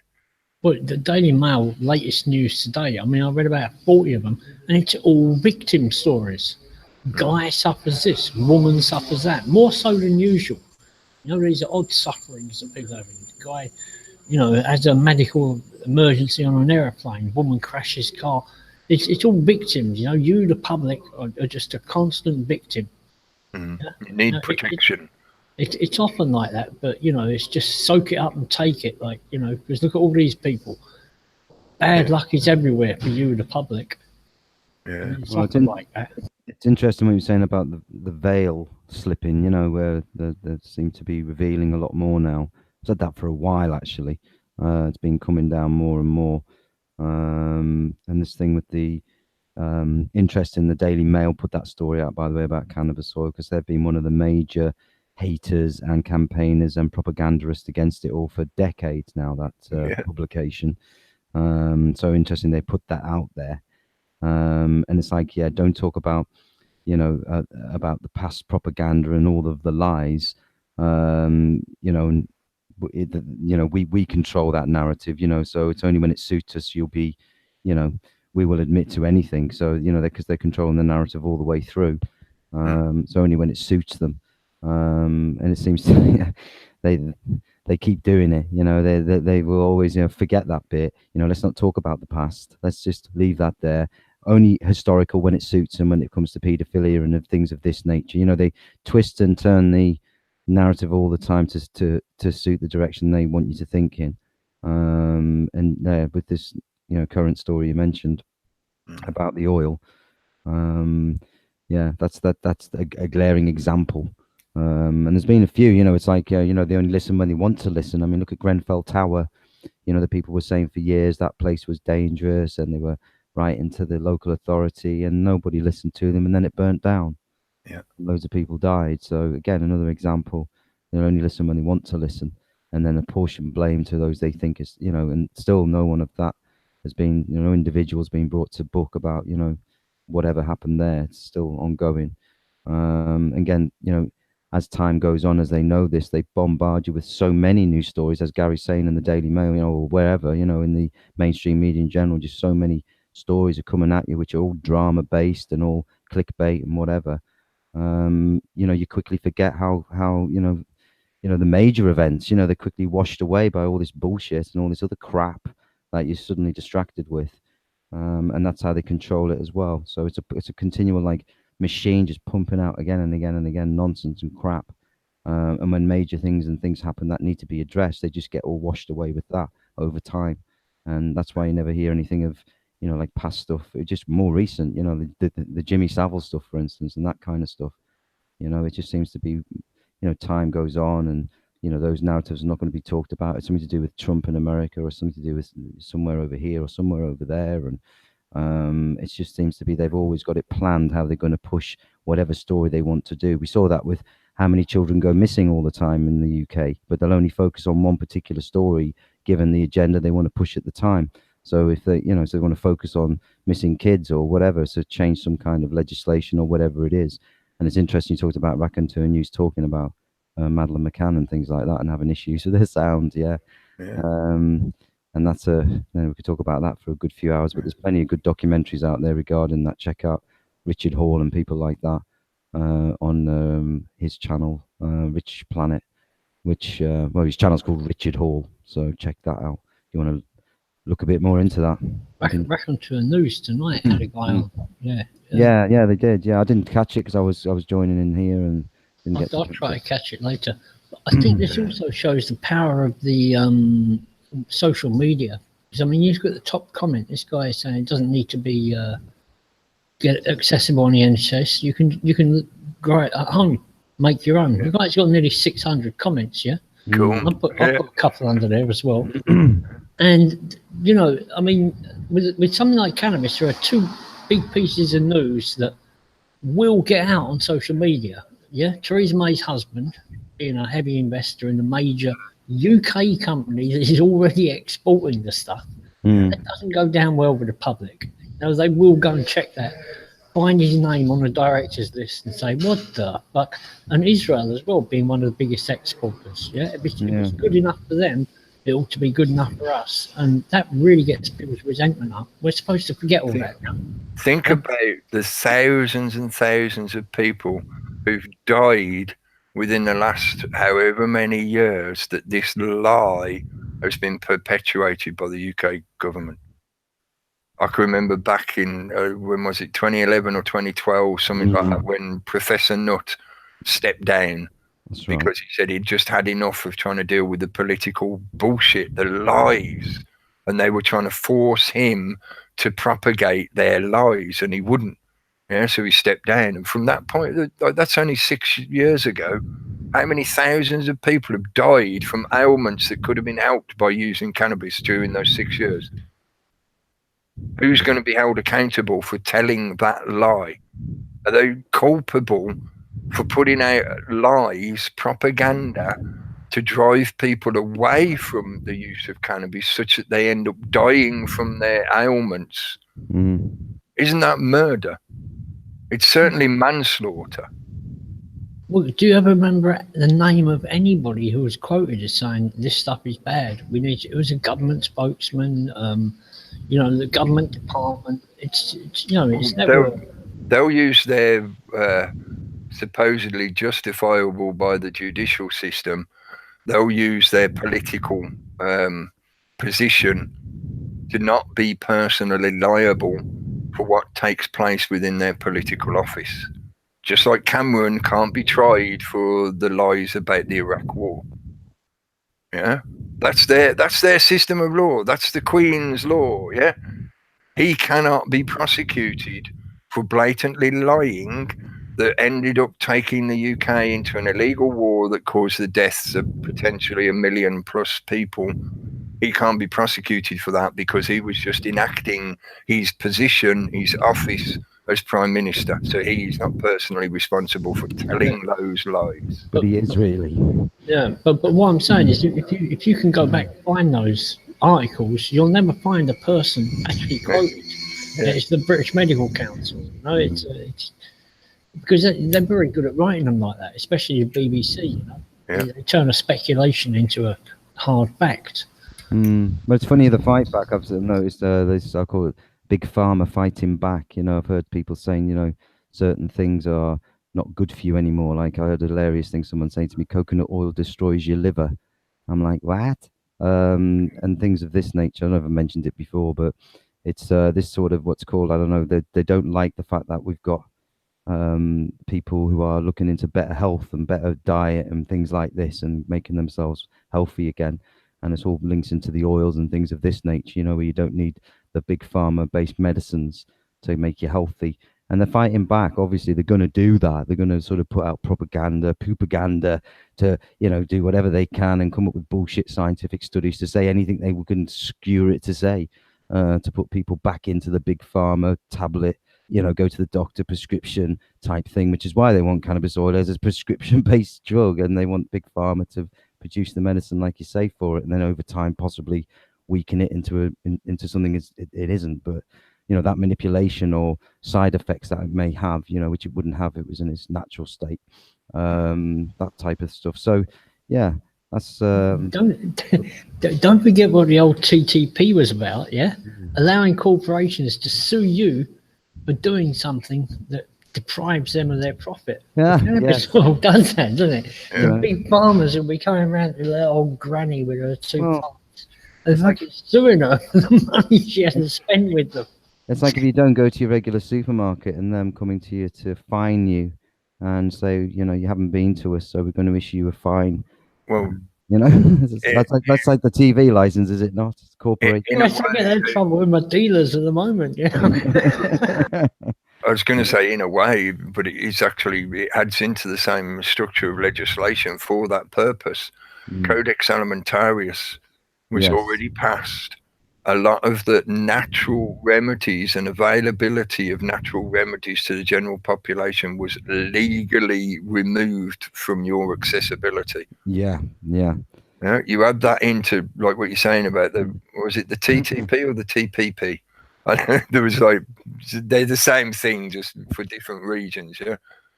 But that's just furthering that legislation. You're not allowed to heal yourself. You're not allowed to make use of what's within your natural environment. No, you've got to buy it from us. You have to have a And trade. if you don't, you know, if you do something that, like you say, removes our profit from us, we can then sue you because you're causing us loss of. It's insanity. Well, it's been going on a while. The EU had them, was it back in the day, having mountains of food and stuff of this nature just stockpiled and wasted. Yeah. Everything else. Well, people starved. Yeah, and all kinds of stuff going on over the centuries of how they manipulate, you know, the economy or whatever, or the food supply, whatever supply they want to manipulate and control us doing it, you know, get us to play ball. Now instead we've got food banks. Well, yeah, in 2018, or we've had them for a few years actually. We've had them quite a few years in the UK. But yeah, interesting. You mentioned Codex. We forget to mention Codex Alimentarius, which was passed a few years ago. 2012. Now. Yeah. As far as I remember. We talked about it a while, and it was at the latter stages of it actually already coming into play. You know, where the legislation was being passed down through the World Health Organization into government legislation, and then being passed and agreed. And we saw the like health stores and certain types of nutrients and vitamins being taken off the shelves because they were deemed toxic, you know, or too much. So certain things are not being sold now, or other things that are being sold online are now being targeted as well. You know, where you know there's the shutting down people selling things like black salve and other types of stuff, and they don't like certain types of healing plant medicines that are available. You know, so again, it's big pharma again fighting back. They don't like it, you see, because people are getting into the knowledge, into the information, and looking into nature, buying the books, and thinking, hey, you know, there's lots of things just in my back garden or in my, you know, local area I can pick and use and do whatever with, and you know, try things and experiment with things. That's the nature of having knowledge and information. That's the beauty of having the internet, I suppose. You find out what you want to find out and heal yourself. You know, if you want to. There's plenty out there, but you know. But it's decentralizing. And that's why they can't allow it anymore. Well, The corporatist system requires centralization, even if that centralization is, like I say, disguised by an illusion of choice and freedom of choice. If you're not able to just walk outside, harvest some willow bark and make yourself a little, potion, because you willow bark, it's basically aspirin, isn't it? So that's it. you're not allowed to do that, because if you do, it debases the whole structure of the corporatist system, where everything, every trade, every transaction, every activity has to be part of the economic cycle, because that's what keeps the whole machine turning. So if you're operating outside of that, you cause the machine to start breaking down. Yeah. So well, plus they've herded so many people into cities, so less people are living out in the countryside and the less populated areas. So people are scared, or they've been, everything's done for you. So you're not seeing how nature works firsthand, or you're not getting that connection to it is not enough. So it's a bit scary, whatever. And they encourage that. They encourage the system to do it all for you, as we've seen with the rise of the apps and whatever. Everything's done for us now. Everything's easier. Everything's quick to find out. And, it's that's the way they want you thinking. They don't want you thinking the holistic sort of mindset, Well, at first it was an attack on the old ladies and the old people of the country that had the knowledge by the church, because the church has got the best chemotherapy con game going. Yeah, just go to church every week and pray. Go to Lord's and drink the water. Yeah, and pay. Yeah, and pay and pay and pay. But yeah, and then the pharmaceutical industry took over from that. Yeah, and it's. Rick Simpson, I think, mentions in the video that I saw of his the other day that it was Rockefeller that funded the campaign through the FBI to demonize cannabis. And he'd only just put loads and loads of money into the pharmaceutical companies. Isn't that funny? Yeah. And oil. And oil. Most pharmaceuticals are based on an oil derivative. Was oil, but not the right oil. Yeah. Yeah, which is another thing. Like they accused chemtrails of, taking an industry and the waste products and saying, well, what can we do with that? I know, let's spray the skies. Oh, I know, let's make pills out of it. I'm glad you mentioned that one as well, because I forgot to mention. I'd put it in my notes, but I forgot to add it in while I was ranting. China chemtrailing. China basically putting out articles, stories, information saying that, oh yeah, we're going to geoengineer a vast area, supposedly larger than Spain. I'm not sure on that, but yeah, they're going to be doing geoengineering over a vast area to try and encourage precipitation, make rain. And they've done this before. We've mentioned them before, like the Beijing Olympics. They used geoengineering then. I'm deliberately saying geoengineering because a lot of people I know have a stigma about the word chemtrailing. But geoengineering is the more, I think, appropriate scientific terminology that they themselves use in their own documentation and information. They've openly stated before, and now they've put out again recently saying, oh yeah, we're going to be doing it over a vast area. But supposedly chemtrailing doesn't exist. You're a crazy person if you even consider that shit is going on. Oh no. Yeah. What else is going on with that? Makes you wonder. It's just like the scandals you mentioned before, or looking the other way, that sort of thing. I put it down here. This kind of knowing what's going on, and extremities. I noticed that in other areas as well. We're getting people to, bring them into something, whatever it may be, but taking the extremes and introduce them to, it's like, whoa, it's, we've mentioned that before about how they're trying to radicalize young men into the right sort of thinking and get them to jump gates and protest down Downing Street and stuff, which we've seen recently over the months, The internet technology, social media in particular, is a very good tool for doing exactly that. Yeah, because it can be set up in such a way that it takes the individual into smaller and smaller and smaller and smaller definitions. In other words, it enables their push towards extremism of whatever topic or idea or whatever it is that they're following. They can be cul-de-saced and funneled in such a way that they almost inevitably are driven to extremes of whatever it is. Well, Yeah. I've noticed two articles today in the Mail that were about social media news stories that had gone really big and turned out to be hoaxes. Well, that's not a surprise. I think Lost your audio a little bit then. Well, you've gone mute, yeah, you're Gary. You muted, got Gary. muted for some reason. No sound. Have you knocked the jack plug or something? Oh, hang on. He's having technical difficulties. Is it? It's Well, showing you as muted at this end, right? Or I have no ability to take the mute off, so there you go. you got it? Cool. Yeah, you were saying fake news. Yeah, so this woman that sprayed somebody in the Moscow metro, apparently that was fake story. And another one, some woman had shot her boyfriend in a car. Yeah, and it went viral because there was a kid in the car, and now the police are coming on. You know, they're threatening to take a gun off her and everything because it was all faked. So, yeah, that tied into what you was just saying about these stories. Yeah, You could. it's the gaslighting half of it, isn't it? Oh, look at all these things that happen in here, but they might all be fake. Yeah, this is where it gets into a very big subject area, really, because there's a lot of stuff involved in this. But I was going to trying to describe it on the macro level, because what it's doing and how it's being used, I feel the evidence shows this. You know, it just takes that. You have to step back to see it as a macro scale of effect.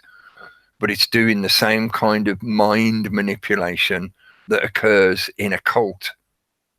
Yeah, people have been ranting about all this stuff on the internet is a cult and whatever.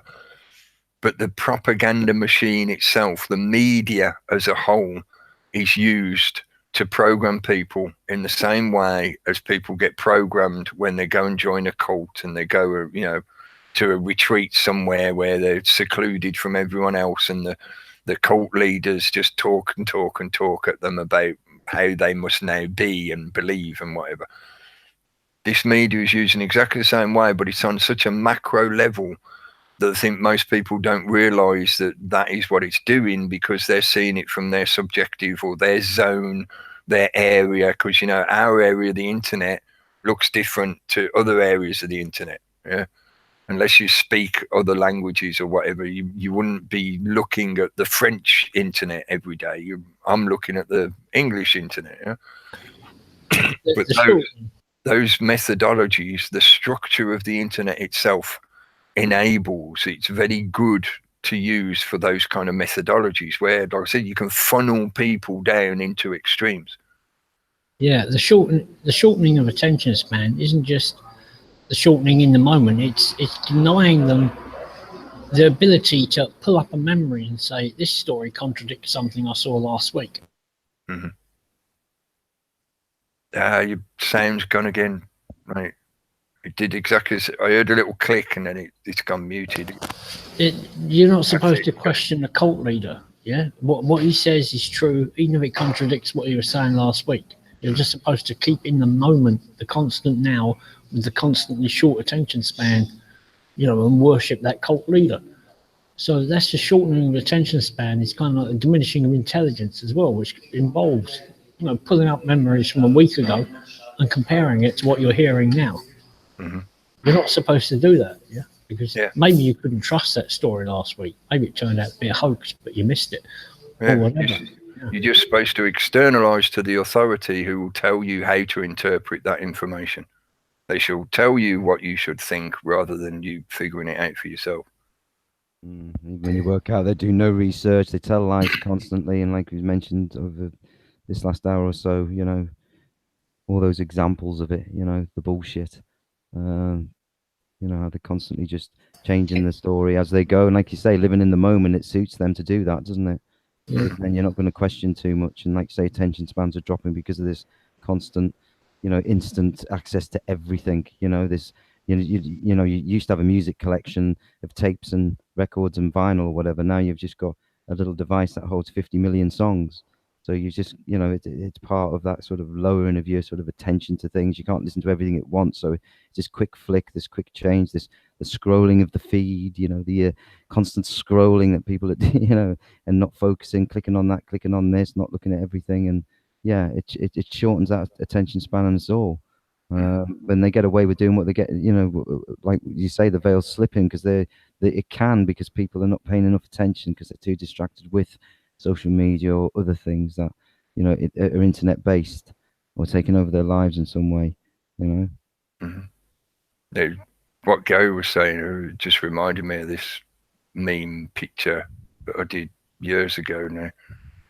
I thought I haven't shared it for ages, so if I put it on, where is it? Share to present to everyone in it. Yeah. I thought I haven't shared it for ages, so it was worth putting it up again. And to me, so, you know, this is from how long ago? 2,000 years ago or whatever, you know. I'm grossly generalizing, but it's from a long time ago. And yet the guy is saying exactly the same as what should be relevant now when it comes to that kind of situation of believing the leader and not questioning and thinking for yourself and whatever. Yeah. Believe nothing, no matter where you read it or who has said it, not even if I have said it, unless it agrees with your own reason and your own common sense. Exactly. It's basic. Everything's very simple, you know. It's very simple stuff, and I think we all know it in ourselves, what's right and wrong, what's harm and what's loss. You know, we know that. And I think it's how we just manipulate it through ideologies and other bullshit that sends us off in this silly direction. And we all end up with this left, right and fighting, and they just manipulate that, you know, from that point forward. And we just forget the simple truths, and we just have to remember those again. And if we do that, you know, we'll be able to act that out and not, like you say, act and behave the way we do, you know, in a societal way. I use this image in particular because I thought it was quite appropriate. I mean, you know, it's just a nice picture anyway, in a sort of landscape sense, but I liked it as well because, I mean, the reason I took the photo in the first place, because it is my photo. Yeah, I took it when I was on holiday in Canada. Went to visit the glacier where you could actually, they took you in like this big wheel truck, like a bus with massive wheels that actually drives up onto the glacier. So you go on the glacier and see what it's like. And, you know, really touristy, which debates the experience a fair bit. But at the same time, you don't often get the experience to go and stand on a glacier. Yeah. Mountain bike up it. Sorry. You could for a bit, yeah. But took that photo because I thought there's so many elements, subtle elements in that, like the hills on either side creating that valley, you know, the almost like the sine wave effect as well. Yeah. But also the main reason, the thing that really struck me when seeing it, going and visiting that place, was I feel it, and this might just be me, but I felt that it helped me perceive longer tracks of time than I might experience even within my own lifetime. You know, this glacier might move a few inches within the same number of years that compass my entire life. Yeah, I could live for 80 years and this thing will move a few inches within that time scale. So you look at the image and it looks like everything's static. I know it's a photograph, so therefore it is static, yeah? But the imagery of that area of the world, it looks like everything's static, but it's not at all. It's just that it's moving on a scale that to us within our point of experience, we don't perceive it. But that doesn't mean it's not moving. And it doesn't mean that movement doesn't have an effect on us. It's a shame there's no trees going up that mountain, because I've often thought about how trees climb mountains, you know, putting a branch out, dropping a pine cone, 10 foot, another 50 years, another 10 foot. Yeah. You know, but for me, that great distances of time thing came when I saw a cross, like a Celtic cross at a crossroads, and it only had 3 numbers on it. Like 9. I thought, hang on, what's happened here? Only 3 numbers. You know, it took a little while for it to click. Christ, that's over 1,000 years old. Yeah. It occurred to me because of what you were saying about the questioning thing and whatever, but also because again, what you were saying about the short attention span. You know, it's like sometimes people miss things simply because the media bombards you in such a way, the programming, the indoctrination wants you to be thinking in really short-term ideas. When's my next meal? You know, things like that, just really simplistic, base level thinking of, oh, when do I get this? When do I get that? When do I get this? When do I get that? And if you can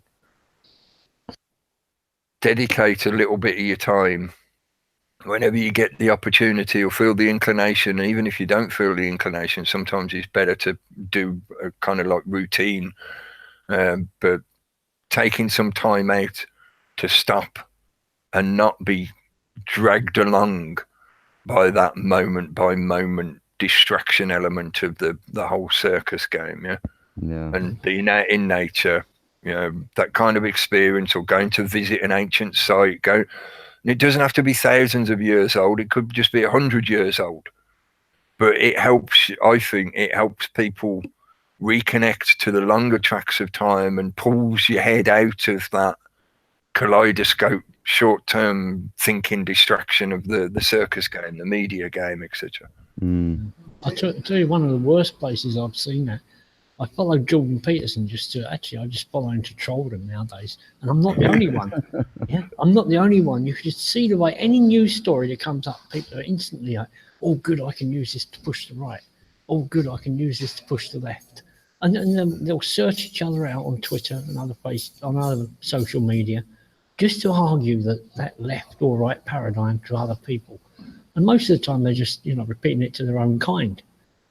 Anybody that comes in from outside is trolled, but sometimes not too heavily because they want the argument. It validates what they're doing, spending hours a day just agreeing with the other right wingers. Oh, it's ridiculous. It really is. If you sit back from it. That's that funneling effect.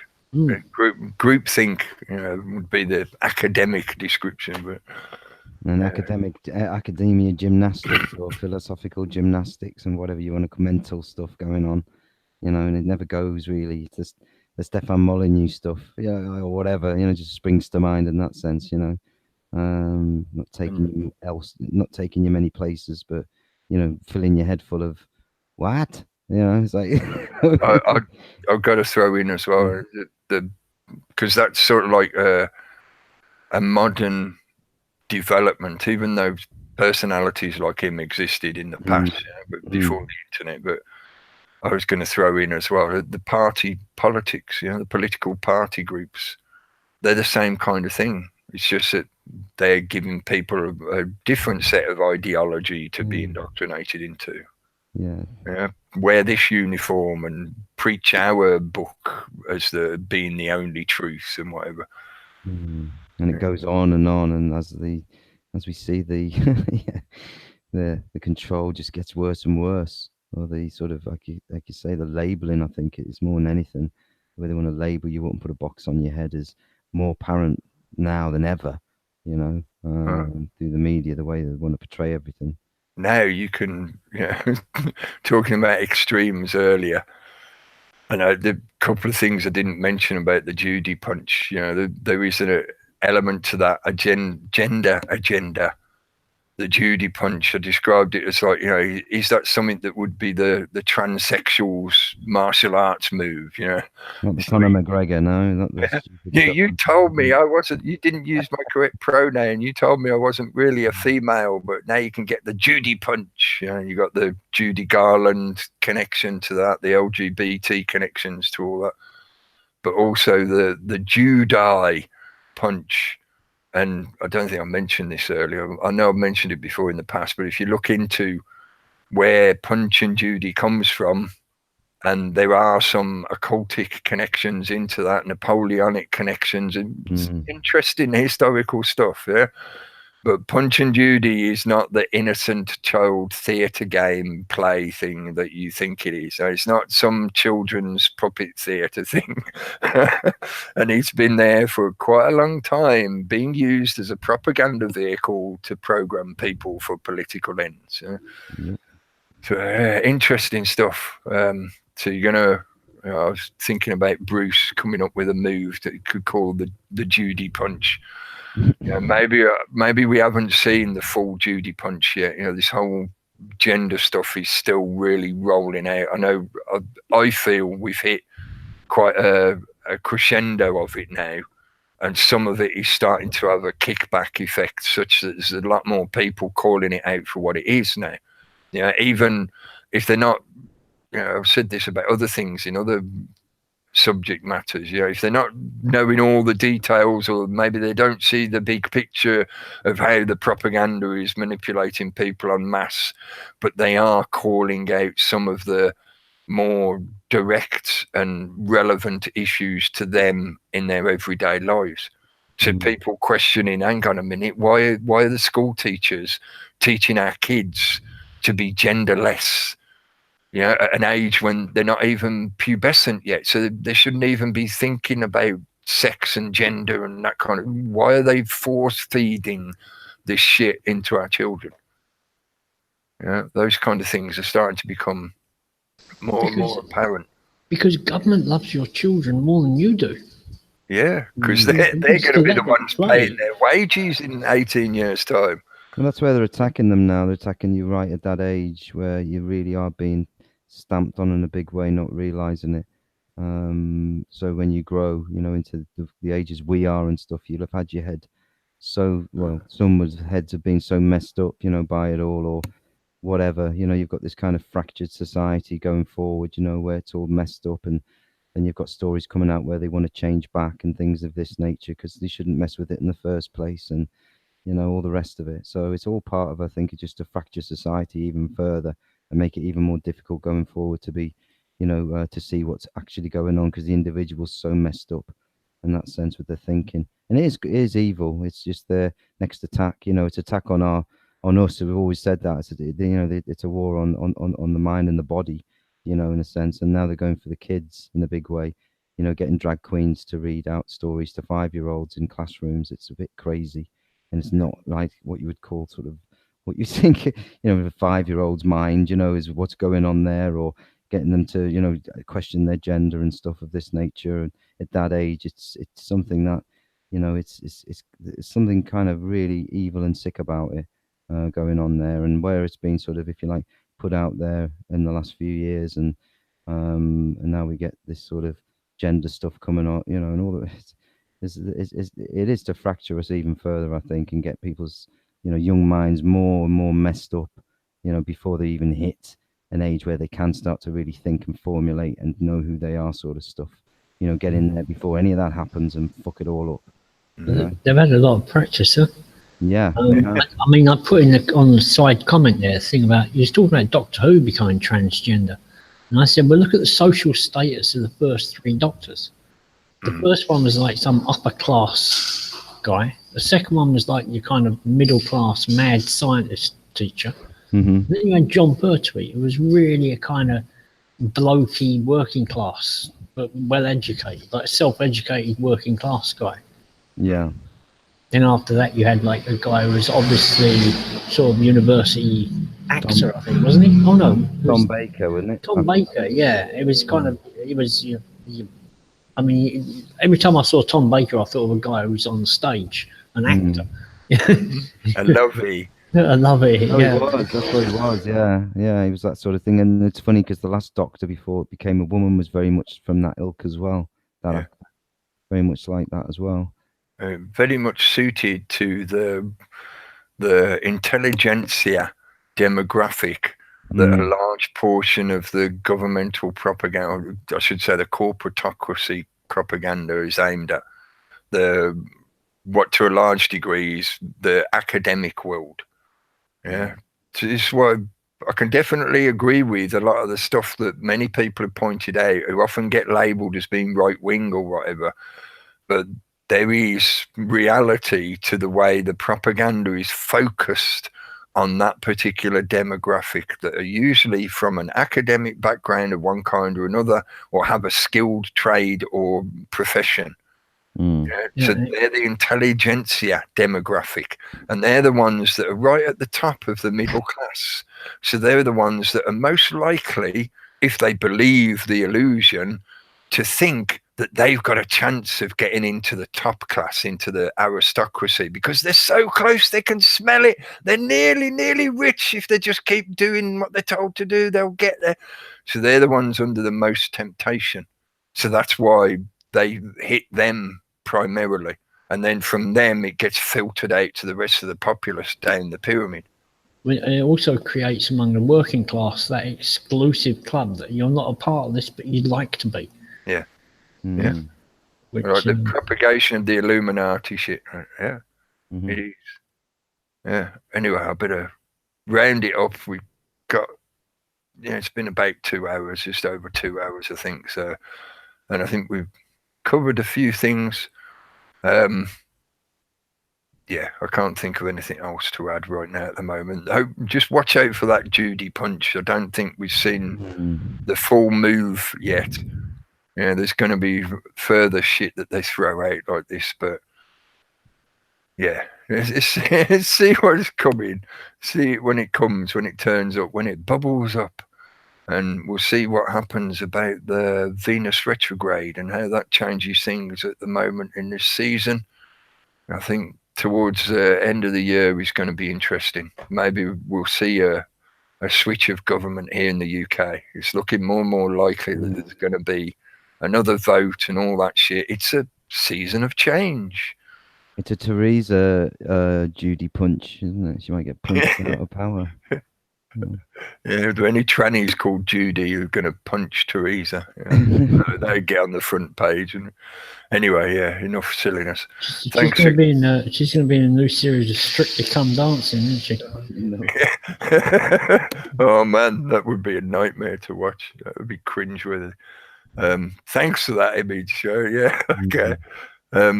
Thanks for everyone in the chat room for joining in and giving us your attention for a couple of hours. There's loads of chat in there. Sorry, I wasn't paying much attention. I know I said hello at the beginning and then I was rambling and ranting and I forgot to come back and check on the chat. It's only for pole dancing though. Theresa May, Strictly Come Dancing. Oh no, you just amplified it even worse. That's terrible. That definitely deserves a disconnect. That's just in case GCHQ are listening, they can give us a thumb up for the show. Hang on, did you say GCHQ or did you say GizCHQ? It's GZHQ. I think that might be the new name from them from now on. They're not GCHQ anymore. They're GZHQ. They're full of G's. Anyway, I better shut up there.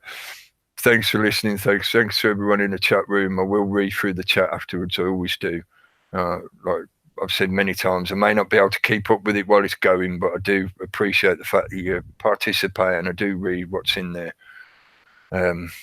So yes, back on Wednesday with Reality Chat. Yep. I hopefully without technical difficulties, I should be on Raconteur News tomorrow night. No, as far as I know, no particular topic or subject matter. We're going to chat about stuff in general. Maybe we'll see what happens. And then Wednesday night back with Reality Chat, and Saturday Steve should be on with the mystery show. And as I've said many times, there's plenty of other brands out there, folks. Just because I don't mention them doesn't mean they ain't there and they ain't worth you looking at. I'm sure you'll find plenty of other good stuff to be looking at. So thanks again for your attention. I'm going to click the button. Thanks for joining in, guys. Cheers, Cookie. Thank you. Cheers.